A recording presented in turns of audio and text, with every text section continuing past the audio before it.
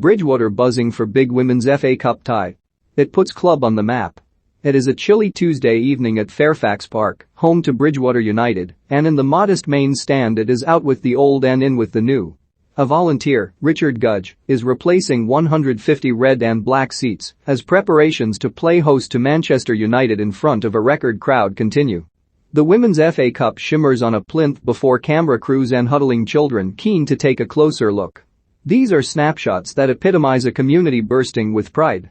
"I've taken the week off work to be here to help," says Gudge, a decorator whose daughter, Freya, plays for the under-21s. On Sunday, when Bridgwater welcome the Women's Super League side to Somerset in the fourth round, Gudge will be selling hats, scarves and programs in the club shop.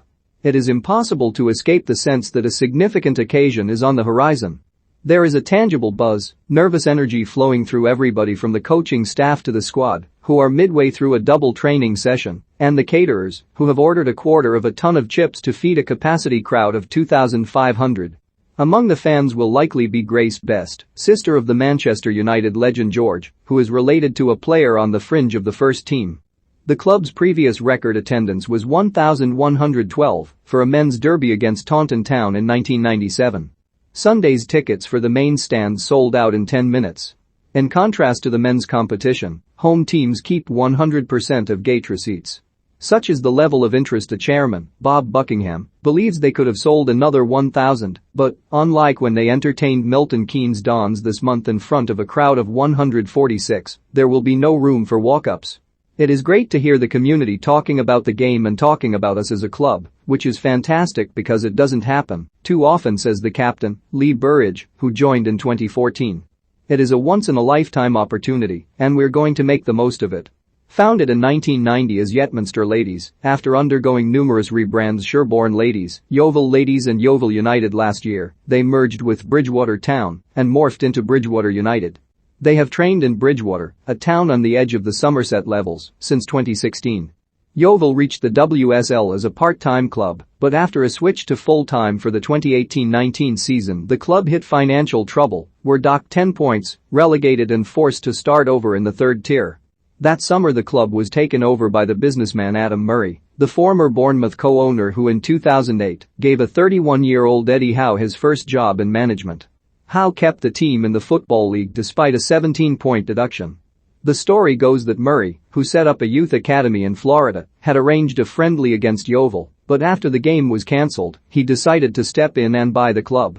"Coming to Bridgwater reminded me a lot about the early days of when I took over Bournemouth," he says. "It is a similar situation because we are the underdogs here. I love getting involved in challenges and Bournemouth was a big challenge for us." Bridgwater are part-time. They train 5 to 10 p.m. on Tuesdays and Thursdays and are adding an extra weekly session to the load. They are also looking into the men's and women's teams training together, as Oxford United have done this season. The goalkeeper Bethany May Howard works for Royal Mail as a postal worker, and the defender Bo Jackson for the Avon Fire and Rescue Service. Others work as teachers, sports coaches and in sales. The former Crystal Palace defender Amy Goddard helps run the commercial department, and the run-up to the game has been understandably busy. "I looked in the inbox and saw 100 emails. Oh, great," she says.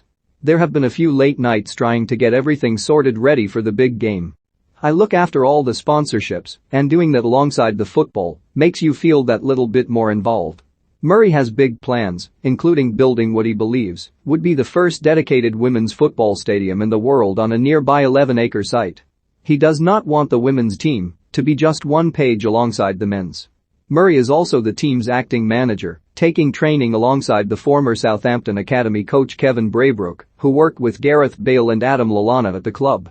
Braybrook leads a technical session, predominantly sharp passing, on a 3G pitch adjacent to their stadium that belongs to the local college. "We need to look after the ball because on Sunday they are going to press, he says of the opposition. Bridgwater are third in the FA Women's National League South. "I was lucky enough to be part of the WSL journey and to still be here and make sure the club is back on its feet and continues to move forward is special," says the chief operating officer, Ewan Greenhill. "To have reached such a big game again, after a lot of transition and uncertainty over the last few years or so, is amazing. It does help put our whole club on the map." There are people who have bought tickets who have never been to the ground but only live a couple of streets away, and hopefully this is a platform to build and grow. By 9:30 p.m., and after a round of interviews, Laura Holden, who scored the winning goal against Palace in the previous round, does some keepy-up-pies for the cameras, an analysis session and a return to the 3G pitch. It is time for the post-training meal. Chili and rice is on the menu. Manchester United have won their past 6 matches without conceding a single goal and have struck up a rhythm under the former Birmingham manager Mark Skinner. But nothing will kill the optimism in these parts. There's only one United, and that's Bridgwater United, Gudge says, breaking into a broad grin.